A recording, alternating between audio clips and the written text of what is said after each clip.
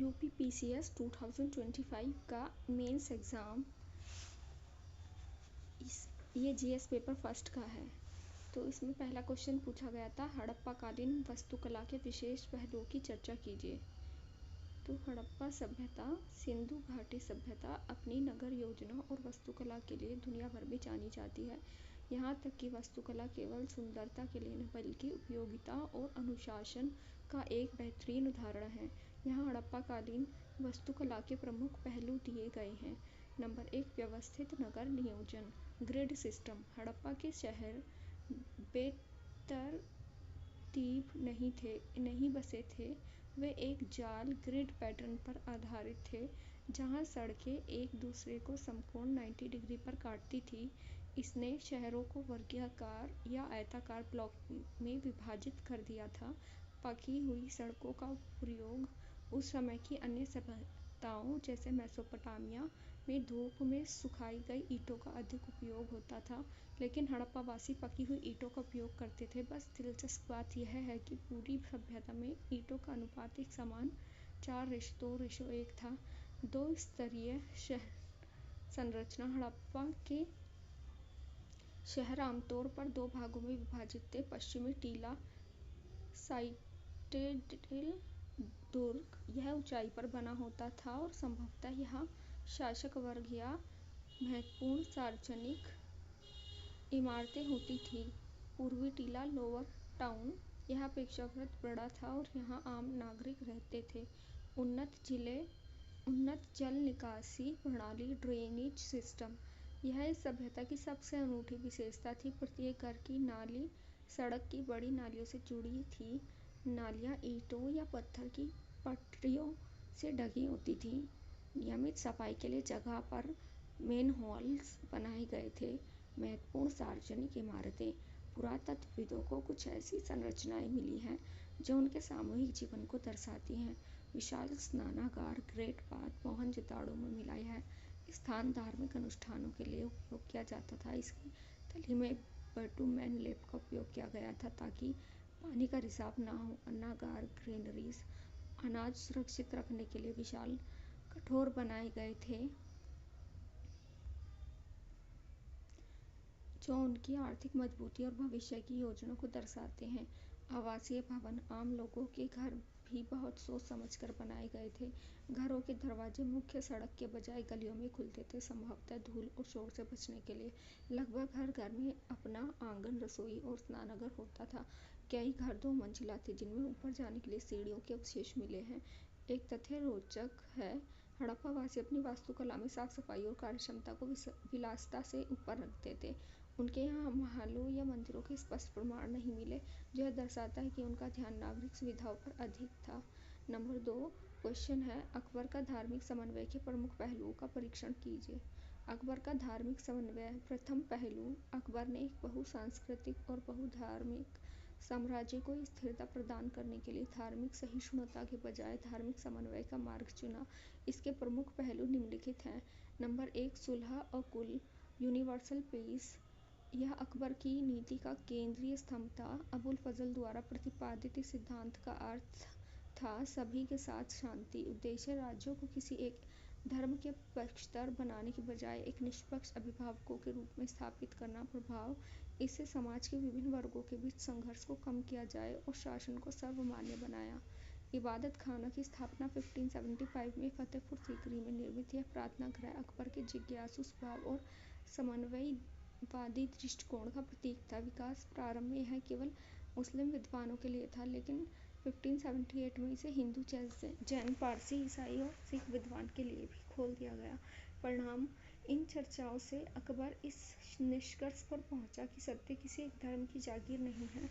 महजरनामा 1579, अकबर ने खुद को धार्मिक मामलों में अंतिम मध्यस्थ घोषित किया। इसके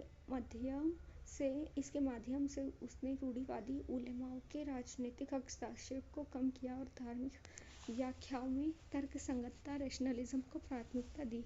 दीन इलाही 1582, यह अकबर के धार्मिक समन्वय का उच्चतम बिंदु था। इसे तौहीद इलाही भी कहा जाता है। विशेषता, यह कोई नया धर्म नहीं बल्कि विभिन्न धर्मों के श्रेष्ठ तत्वों जैसे हिंदू धर्म का सूर्य दर्शन, इस्लाम का एकेश्वरवाद और जैन धर्म की हिंसा का निचोड़ था। स्वरूप यह एक नैतिक आचार संहिता, मॉरल कोड ऑफ कंडक्ट थी जो उदारता और नैतिकता पर आधारित थी। सामाजिक और प्रशासनिक सुधार, भेदभावपूर्ण करों की समाप्ति। अकबर ने 1563 में तीर्थ यात्रा कर और 1564 में जजिया कर को समाप्त कर गैर मुस्लिम को मुख्य धारा में शामिल किया। सांस्कृतिक समन्वय, रामायण और महाभारत जैसे ग्रंथों का फारसी में अनुवाद जैसे रजमनामा करवाया ताकि सांस्कृतिक दूरियां कम हो। राजपूत गठबंधन, योग्यता के आधार पर राजा मान सिंह और टोडरमल जैसे गैर मुस्लिमों को उच्च मनसब प्रदान किए। परीक्षण, क्रिटिकल इवेल्युएशन। अकबर की इस नीति के सकारात्मक और सीमाबद्ध पहलू इस प्रकार थे। पहलू, राजनीतिक लाभ। इसे मुगल साम्राज्य को एक राष्ट्रीय साम्राज्य का स्वरूप मिला और राजपूतों जैसी योद्धा जाति का समर्थन प्राप्त हुआ। सामाजिक एकता, विभिन्न समुदाय के बीच सांस्कृतिक आदान प्रदान बढ़ा जिससे गंगा जमुना तहजीब की नींव पड़ी। रूढ़िवादी विरोध, शेख अहमद सरहिंदी जैसे कट्टरपंथी तत्वों ने इन नीतियों का कड़ा विरोध किया। समिति प्रभाव, दीन-ए इलाही अनुयायियों की संख्या लगभग बहुत सीमित थी, लगभग 18 रही और यह जनसाधारण का धर्म नहीं बन पाया। निष्कर्ष, अकबर का धार्मिक समन्वय केवल आध्यात्मिक खोज नहीं थी बल्कि यह एक सफल राजनीतिक दूरदर्शिता का परिणाम था। उन्होंने धर्म को राज्य की मजबूती का हथियार बनाया, न कि विभाजन का। 21वीं सदी के बहुलवादी समाज के लिए अकबर की सुलह कुल की नीति आज भी प्रासंगिक है। क्या आप मूर्तिकारों ने चंदेल कला रूपों को जीवन की व्यापकता और लचकदार ओज से भर दिया? स्पष्ट कीजिए। चंदेल कला जीवन की व्यापकता और लचकदार ओज। चंदेल शासकों 9वीं से 13वीं शताब्दी के संरक्षण में विकसित वास्तुकला और मूर्तिकला ने भारतीय शिल्प को एक नई परिभाषा दी। खजुराहो के मंदिर समूह इस कला के जीवंत प्रमाण है, जहां पत्थरों की केवल तराशा नहीं गया बल्कि उनमें जीवन फूंका गया है। जीवन की व्यापकता, कॉम्प्रिहेंसिव ऑफ लाइफ। चंदेल मूर्तिकारों ने केवल धार्मिक विषयों तक स्वयं को सीमित नहीं रखा बल्कि मानव जीवन के हर पहलुओं को दीवारों पर उकेरा। दैनिक जीवन का चित्रण, मंदिरों की दीवार पर संगीतज्ञ, नर्तज्ञ, युद्ध के दृश्य, शिकार, सौंदर्य प्रसाधन करती स्त्रियां और खेती किसानी के दृश्य मिलते हैं। यह दर्शाता है कि कला केवल परलोक की नहीं बल्कि इस लोक की भी थी। आध्यात्मिक और लौकिक समन्वय। यहाँ देवी देवता, शिव, विष्णु, जैन तीर्थंकर के साथ साथ सामान्य मनुष्य को भी समान महत्व दिया गया है। यह मोक्ष और संसार के बीच के संतुलन को दर्शाता है। प्रकृति का समावेश, पशु पक्षियों विशेषकर हाथी और घोड़े और वनस्पतियों का बारीक अंकन जीवन की पूर्णता को प्रदर्शित करता है। लचकदार ओज, फ्लेक्सिबल विटेलिटी, विगर। चंदेल मूर्तियों की सबसे बड़ी विशेषता उनकी गतिशीलता, डायनामिज्म है और कोमलता है। शारीरिक भंगिमाएं, पोस्चर्स। मूर्तियों में त्रिभंग मुद्रा और शरीर के घुमाव इतने स्वाभाविक हैं कि वे पत्थर के बजाय लचीले मांस और रक्त की प्रतीत होती हैं। भाव भंगिमाएं, एक्सप्रेशन, प्रेम, लज्जा, क्रोध और भक्ति जैसे सूक्ष्म भावों को मूर्तिकारों ने बड़ी कुशलता से उभारा है। सुर सुंदरी और नायिकाओं की प्रतिमाएं इसका एक श्रेष्ठ उदाहरण है। आभूषण और वस्त्र। पत्थरों पर पारदर्शी वस्त्रों और महीन आभूषणों की नक्काशी इतनी बारीक है कि वे शरीर की लचक को और अधिक उभारते हैं। कला और श्रृंगार, इरोटिज्म एज लाइफ फोर्स। खजुराहो की मूर्तियां केवल कामुकता का प्रतीक नहीं बल्कि वे जीवन की सृजन शक्ति और आनंद, ब्लिस का प्रतिनिधित्व करती हैं। मूर्तिकारों ने इन क्रियाओं में भी एक प्रकार की लयबद्धता और ओज भरा है जो जीवन के प्रति उसे सकारात्मक दृष्टिकोण को दर्शाता है। तकनीकी श्रेष्ठता, भलुआ पत्थर का प्रयोग। पन्ना की खदानों से प्राप्त बारीकी देने वाला भलुआ पत्थर ने मूर्तिकारों को सूक्ष्म विवरण जैसे आंख की पलकें या नाखून की बनावट उकेरने की स्वतंत्रता दी। ऊर्ध्वाधर विन्यास, वर्टिकलिटी। मंदिरों की ऊंचाई और शिखर जीवन की ऊर्ध्वगामी यात्रा और ऊर्जा का प्रतीक है। निष्कर्ष, संक्षेप में, चंदेल मूर्तिकारों ने पाषाण की जड़ता को भंग कर उसे मानवीय संवेदनाओं और शारीरिक गतिशीलता से भर दिया। उनकी कला में जो लचक है वह सौंदर्य का प्रतीक है और जो ओज है वह जीवन की अदम्य शक्ति है। यही कारण है कि खजुराहो की कला को पत्थर पर लिखा गया कविता कहा जाता है। क्या आप चाहते हैं कि खजुराहो की कला जलवायु पर, अब क्वेश्चन 4 है, जलवायु परिवर्तन और समुद्र स्तर में वृद्धि कई द्वीपों देशों का अस्तित्व को कैसे प्रभावित कर रही है। जलवायु परिवर्तन और समुद्र स्तर में वृद्धि सी लेवल राइज न केवल पर्यावरण चुनौती है बल्कि कई द्वीपों देशों small island developing state SIDS small island developing state के लिए एक अस्तित्वपरक संकट एग्जिस्टेंशियल थ्रेट बन गई है। भौगोलिक अस्तित्व और क्षेत्रीय हानि। द्वीपों राष्ट्रों की औसत ऊंचाई समुद्र तल से बहुत कम है, जैसे मालदीव की औसत ऊंचाई मात्र 1.5 मीटर है। जलमग्नता इनअंडेशन। समुद्र स्तर में वृद्धि से तटीय भूमि का स्थायी डूबना शुरू हो गया है। उदाहरण के लिए सोलोमन द्वीप के 5 छोटे द्वीप पहले ही गायब हो चुके हैं। तटीय कटाव, बढ़ती लहरों और चक्रवातों के कारण तटरेखा सिकुड़ रही है, जिससे रहने योग्य भूमि कम हो रही है। पारिस्थितिकी और संसाधन संकट। लवणता जल का अंतःक्षेपण, साल्ट वाटर इंट्रूजन। समुद्र जल भूजल फ्रेश वाटर एक्वीफायर्स में मिल रहा है, जिससे पीने के पानी की भारी कमी हो रही है। किरिबाती और मालदीव समूह में यह समस्या गंभीर है। खाद्य असुरक्षा। मिट्टी में लवणता बढ़ने से कृषि जैसे ब्रेडफ्रूट और नारियल की खेती असंभव होती जा रही है। साथ ही महासागरीय अम्लीकरण ओशन एसिडिफिकेशन के कारण कोरल रीफ मोंगा चट्टानें मर रही हैं, जिससे मत्स्य पालन पर बुरा असर पड़ रहा है। आर्थिक और ढांचागत प्रभाव। पर्यटन और बुनियादी ढांचा। अधिकांश द्वीप देशों की अर्थव्यवस्था पर्यटन पर टिकी है। समुद्र किनारे बड़े होटल, हवाई अड्डे और बंदरगाह नष्ट हो रहे हैं। बढ़ती आपदाएं। जलवायु परिवर्तन के कारण चक्रवातों की आवृत्ति और तीव्र बढ़ी है। 2015 में चक्रवात पाम ने वानुआतू की GDP के 64% के बराबर नुकसान पहुंचाया था। मानवीय और सांस्कृतिक संकट। जलवायु शरणार्थी विस्थापन। जब भूमि रहने योग्य नहीं होती तो लोग पलायन को मजबूर होते हैं। फिजी ने अपने कई तटीय गांवों को पहले ही सुरक्षित स्थानों पर स्थानांतरित कर दिया है। सांस्कृतिक पहचान का विलोप। अपनी पैतृक भूमि छोड़ने से इन देशों की विशिष्ट भाषा, परंपराएं और सांस्कृतिक विरासत लुप्त होने के कगार पर है। संप्रभुता और कानूनी चुनौतियां। Geopolitical impact. यह सबसे जटिल पहलू है। यदि कोई देश पूरी तरह डूब जाता है तो राज्य का दर्जा स्टेटहुड।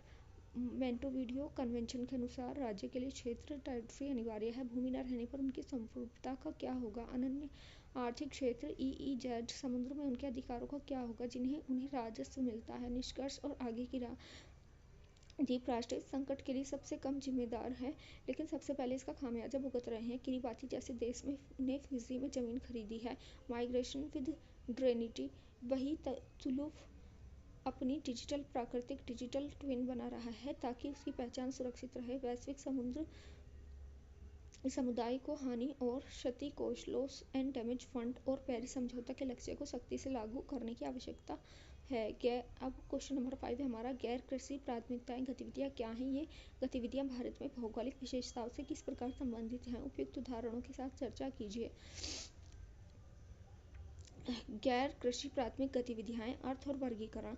प्राथमिक गतिविधियां वे आर्थिक क्रियाएं हैं जो सीधे तौर पर प्राकृतिक संसाधनों के दोहन पर निर्भर करती हैं। जब हम गैर कृषि नॉन एग्रीकल्चरल प्राथमिक गतिविधियों की बात करते हैं तो इसमें खेती और पशुपालन को छोड़कर अन्य प्राकृतिक दोहन शामिल होते हैं। प्रमुख गैर कृषि प्राथमिक गतिविधियां निम्नलिखित हैं। नंबर 1 खनन माइनिंग और उत्खनन, खनिजों का निष्कर्षण। नंबर 2 वानिकी फॉरेस्ट्री, लकड़ी, कंदमूल और औषधि का संग्रहण। नंबर 3 मत्स्य फिशिंग, समुद्री और आंतरिक जल स्रोतों से मछली पकड़ना। नंबर 4 आखेट और संग्रहण, हंटिंग एंड गैदरिंग, वन्य उत्पादों का संचयन। भारत की भौगोलिक विशेषताओं के साथ संबंध। भारत की विविधतापूर्वक स्थलाकृति और जलवायु इन गतिविधियों के वितरण को प्रत्यक्ष रूप से निर्धारित करती है।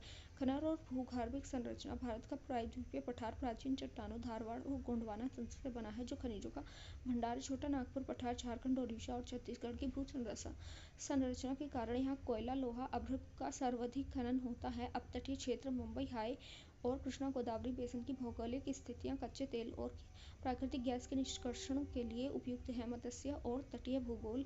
भारत की 7516.6 किलोमीटर लंबी तटरेखा और विस्तृत अनन्य आर्थिक क्षेत्र EEZ। मत्स्य अनन्य आर्थिक इकोनॉमिक जोन मत्स्य पालन का अधिकार प्रदान करते हैं। पश्चिमी तट, कोंकण और मालाबार। यहाँ का महाद्वीपीय मगन तट कॉन्टिनेंटल शेल्फ अधिक चौड़ा है जो झींगा और मैकेरल मछली के लिए प्रसिद्ध है। पूर्वी तट। यहाँ की नदियों के डेल्टा जैसे सुंदरवन अंतःस्थल मत्स्य आइलैंड फिशिंग के लिए भौगोलिक रूप से आदर्श है। वानिकी और जलवायु विविधता वर्षा की भारत की वर्षा और तापमान का वितरण वनों के प्रकारों से प्राप्त उत्पादों को तय करता है। पश्चिमी घाट और पूर्वोत्तर भारत अत्यधिक वर्षा के कारण यहाँ सदाबहार वन पाए जाते हैं, जहाँ से रबड़ और कीमती लकड़ियों का संग्रहण होता है। हिमालयी क्षेत्र यहाँ की ऊंचाई और शीतोष्ण जलवायु देवदार और चीड़ जैसी लकड़ियों के साथ साथ जड़ी बूटी के संग्रहण हेतु अनुकूल भौतिक परिस्थितियां बनाती हैं। संग्रहण और जनजातीय भूगोल भारत के मध्यवर्ती वनाच्छादित क्षेत्र मध्य प्रदेश छत्तीसगढ़ में भौगोलिक दुर्गमता के कारण आज भी जनजातीय समुदाय तेंदू पत्ता, शहद और लाख जैसे उत्पादों के संग्रहण पर निर्भर हैं। उपयुक्त उदाहरण और महत्व गतिविधियां खनन भौगोलिक क्षेत्र धारवाड़ कर्नाटक उदाहरण और उत्पाद चट्टानें केंद्र मुख से लोहा एस का निष्कर्षण मत्स्य केरल का तटीय क्षेत्र समुद्री खाद्य निर्यात में अग्रणी स्थान वानिकी मध्य प्रदेश सोगान बेल्ट देश का सर्वाधिक वन वाला क्षेत्र और वन उपज संग्रहण ओडिशा के गिरी क्षेत्र लघु वनोपज पर आधारित अर्थव्यवस्था। निष्कर्ष स्पष्ट है कि भारत में गैर कृषि प्राथमिक गतिविधियां पूरी तरह से क्षेत्रीय भू आकृतियों जलवायु और भूगर्भिक इतिहास की उपज है। जहाँ पठारी भाग खनन को प्रेरित करते हैं, वहीं तटीय और वनाच्छादित क्षेत्र मत्स्य और वानिकी को सतत विकास के लिए इन गतिविधियों का पर्यावरण के अनुकूल प्रबंध आवश्यक है। नंबर 5 उपयुक्त उदाहरणों के साथ भारत में सौर ऊर्जा उत्पादन के पारिस्थितिक और आर्थिक लाभों की संक्षेप में व्याख्या कीजिए। भारत में सौर ऊर्जा पारिस्थितिकी और आर्थिक लाभ। भारत अपनी भौगोलिक स्थिति के कारण एक सौर संपन्न राष्ट्र है, जहां वर्ष में लगभग 300 दिन धूप उपलब्ध रहती है। इसके लाभों का विश्लेषण निम्नवत है। पारिस्थितिकी लाभ इकोलॉजिकल बेनिफिट, कार्बन पदचिह्न में कमी और सौर एक स्वच्छ स्रोत है। सौर ऊर्जा एक स्वच्छ स्रोत है। यह जीवाश्म ईंधनों कोयला पर निर्भरता कम कर ग्रीन हाउस गैसों के उत्सर्जन को घटाती है। उदाहरण Rewa ultra mega solar plant प्रति वर्ष लगभग 15 लाख टन ऊर्जा उत्सर्जन को रोकने में सहायक है। जल संरक्षण पारंपरिक ताप विद्युत संयंत्रों की तुलना में सौर पैनलों को बहुत कम पानी की आवश्यकता होती है। भारत के जल तनाव वाले क्षेत्र के लिए वरदान है। भूमि का बहुउद्देशीय उपयोग कृषि सौर एग्री वोल्टेइक मॉडल के तहत सौर पैनलों के नीचे खेती की जा सकती है, जो जैव विविधता और मृदा नमी को बनाए रखता है। इकोनॉमिक बेनिफिट आर्थिक लाभ ऊर्जा लागत में गिरावट तकनीक में सुधार के कारण सौर ऊर्जा की प्रति यूनिट दर कोयले से चलने वाली बिजली की तुलना में काफी कम लगभग 2.50 प्रति यूनिट तक हो गई है। रोजगार सृजन सौर ऊर्जाओं के निर्माण संचालन और रखरखाव में बड़े पैमाने पर कुशल और अकुशल श्रम की आवश्यकता होती है। उदाहरण भादला सोलर पार्क राजस्थान, जो दुनिया के सबसे बड़े पार्कों में से एक है, ने स्थानीय स्तर पर हजारों प्रत्यक्ष और अप्रत्यक्ष रोजगार पैदा किए हैं। ऊर्जा आत्मनिर्भरता और विदेशी मुद्रा की बचत सौर ऊर्जा के विस्तार से तेल और कोयले के आयात बिल में कमी आती है, जिससे भारत का चालू खाता घाटा CAD कम हो जाता है। ग्रामीण सशक्तिकरण PM कुसुम जैसी योजनाओं के माध्यम से किसान बंजर भूमि पर सौर संयंत्र लगाकर अतिरिक्त आय अर्जित कर रहे हैं और सिंचाई के लिए डीजल खर्च बचा रहे हैं। मुख्य सौर पहलें और उनकी भूमिका। योजना परियोजना लाभ का स्वरूप और प्रभाव। PM सूर्य घर मुफ्त बिजली योजना आर्थिक लाभ है। इसका परिवारों के बिजली बिल में बचत और ग्रिड को बिजली बेचना। अंतर्राष्ट्रीय सौर गठबंधन इंटरनेशनल सोलर अलायंस। कूटनीतिक आर्थिक भारत को वैश्विक सौर हब के रूप में स्थापित करना।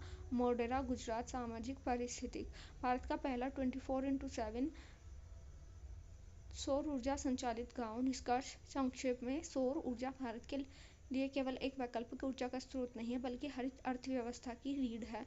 पारिस्थितिक स्थिरता और आर्थिक समृद्धि के बीच संतुलन बिठाने में इसकी भूमिका अतुलनीय है, जो 5 अमृत लक्ष्य 2070 तक नेट जीरो की प्राप्ति में सहायक होगी। सुनामी क्या है, वे कैसे बनती है और उसके परिणाम क्या हैं, उदाहरण सहित समझाइए। सुनामी उत्पत्ति क्षेत्र और प्रभाव। सुनामी क्या है? सुनामी अत्यंत लंबी तरंग दैर्ध्य वाली समुद्री लहरों की एक श्रृंखला है।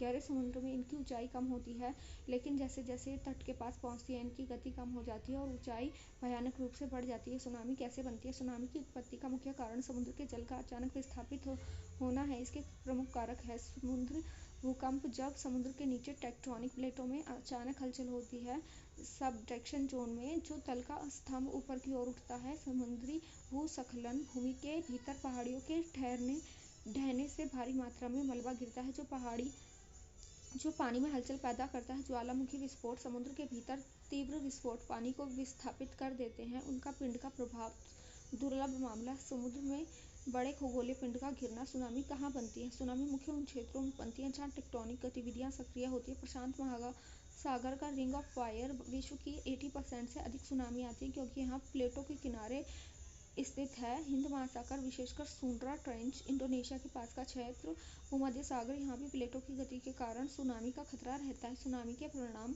जन माल की भारी हानि, तटवर्ती बस्ती की पूरी तरह विनाश, पारिस्थितिक प्रभाव, मैंग्रोव और कोरल रीफ, मोगा चट्टानें नष्ट हो जाती हैं। समुद्र जल के प्रवेश से भूमि की उर्वरता लवणता बढ़ने के कारण समाप्त हो जाती है। आर्थिक प्रभाव पर्यटन, मत्स्य पालन और बंदरगाह बुनियादी ढांचे का नष्ट होना। महामारी, बाढ़ के पानी के जमाव से बीमारियां फैलने का खतरा। प्रमुख उदाहरण 2004 की हिंद महासागर सुनामी इंडोनेशिया के सुमात्रा के पास 9.1 तीव्रता के भूकंप से उत्पन्न। इसने भारत, तमिलनाडु, अंडमान, श्रीलंका और थाईलैंड सहित 14 देश में तबाही मचाई है। भारत ने इसके बाद भारतीय सुनामी प्रारंभिक चेतावनी प्रणाली ITEWS की स्थापना की। 2011 में टोहोकू सुनामी जापान इसे फुकुशिमा परमाणु संयंत्र को भारी क्षति पहुंचाई है जिसने परमाणु विकिरण का खतरा पैदा हो गया था। सुनामी एक अपरिहार्य प्राकृतिक आपदा है लेकिन प्रभावी पूर्वानुमान प्रणाली, तटीय मैंग्रोव के संरक्षण और सामुदायिक जागरूकता के मध्य से इसके प्रभाव को कम किया जा सकता है। भारत का INCOIS हैदराबाद इस दिशा में वैश्विक स्तर पर अग्रणी कार्य कर रहा है। क्या अब क्वेश्चन नंबर 7 है, भारत में स्मार्ट शहरी गरीबी और विवरणात्मक न्याय के मुद्दे को कैसे संबोधित करता है? स्मार्ट सिटी शहरी गरीबी और विवरणात्मक न्याय। विवरणात्मक न्याय का अर्थ है समाज के सभी वर्गों विशेषकर वंचित वर्गों के बीच संसाधनों और लाभ का न्याय संगत वितरण। शहरी गरीबी का समाधान, addressing urban poverty. Smart city mission गरीबी के बहुआयामी पहलू को लक्षित करता है। किफायती आवास, affordable housing. Smart city mission को प्रधानमंत्री आवास योजना PMAYU के साथ एकीकृत किया गया है। झुग्गी झोपड़ी पुनर्विकास के माध्यम से गरीबों के पक्के मकान और बुनियादी सुविधाएं प्रदान की जा रही हैं। आजीविका के अवसर, स्मार्ट रोड परियोजना और वेंडिंग जोन के विकास से रेहड़ी पटरी वाले स्ट्रीट वेंडर को औपचारिक स्थान और सुरक्षा मिली है। कौशल विकास, कई स्मार्ट शहरों में कौशल केंद्र स्थापित किए गए हैं जो शहरी युवाओं को डिजिटल अर्थव्यवस्था के लिए तैयार कर रहे हैं। विवरणात्मक न्याय के प्रमुख स्तंभ स्मार्ट शहर संसाधनों के समान वितरण को निम्नलिखित माध्यमों से सुनिश्चित करते हैं। बुनियादी सेवाओं तक समान पहुंच, स्मार्ट वाटर मीटरिंग और स्मार्ट ग्रिड यह सुनिश्चित करते हैं कि पानी और बिजली जैसी अनिवार्य सेवाओं का वितरण पारदर्शी हो और अंतिम व्यक्ति लास्ट मील तक पहुंचे। सस्ता गतिशीलता, affordable mobility. Integrated command and control centre ICCC के माध्यम से सार्वजनिक परिवहन जैसे इलेक्ट्रॉनिक बसें को अधिक कुशल और सस्ता बनाया गया है जिससे गरीब वर्ग की आवाजाही की लागत कम हुई है। डिजिटल समावेशन, झुग्गी झोपड़ी में फ्री वाईफाई हॉटस्पॉट और स्मार्ट कियोस्क के माध्यम से सूचना और सरकारी सेवाओं ई-गवर्नेंस तक गरीबों की पहुंच सुनिश्चित की गई है। सामाजिक अवसंरचना और न्याय, स्वास्थ्य और शिक्षा, सरकारी स्कूलों और प्राथमिक स्वास्थ्य केंद्रों PHCS का आधुनिकीकरण। स्मार्ट सिटी के एरिया बेस्ड डेवलपमेंट ABD का हिस्सा है। इससे उच्च गुणवत्ता वाली सेवाएं गरीबों के लिए सस्ती हो गई हैं। सुरक्षित सार्वजनिक संस्थान, उन्नत स्ट्रीट लाइटिंग और CCTV निगरानी ने शहरी पार्क और सड़कों को महिलाओं, बच्चों के लिए सुरक्षित बनाया है जो सामाजिक न्याय का एक अनिवार्य हिस्सा है। चुनौतियां और आलोचनात्मक विश्लेषण। हालांकि मिशन के उद्देश्य महान हैं लेकिन कुछ चुनौतियां भी मौजूद हैं। एरिया बेस्ड डेवलपमेंट ABD बनाम पेन सिटी अधिकांश निवेश शहर एक छोटे हिस्से से केंद्रित होता है जहां शहर के भीतर डिजिटल डिवाइड और असमानता को बढ़ने का खतरा रहता है। विस्थापन की समस्या, आधुनिकीकरण के नाम पर कई बार औपचारिक बस्तियों को उजाड़ दिया जाता है जो विवरणात्मक न्याय के सिद्धांत के विरुद्ध है। पक्ष प्रभाव, सकारात्मक, बेहतर डेटा प्रबंधन से लक्षित लाभार्थियों तक लाभ का पहुंचना आसान हुआ है। चिंता, प्रौद्योगिकी पर अत्यधिक निर्भरता से तकनीकी रूप से अक्षम गरीबों पीछे छूट सकता है। भारत में स्मार्ट शहर मिशन का भविष्य इस बात पर निर्भर करता है कि वह स्मार्ट सिटी स्मार्ट तकनीक को सहानुभूति एम्पैथी के साथ कैसे जोड़ता है? विवरणात्मक न्याय तभी संभव है जब शहर की योजना तकनीकी केंद्र के होने के बजाय मानव केंद्रित हो। उत्तर प्रदेश के वाराणसी, लखनऊ और आगरा जैसे शहरों के मॉडल दिखाते हैं कि कैसे विरासत और आधुनिक न्याय को साथ लाया जा सकता है।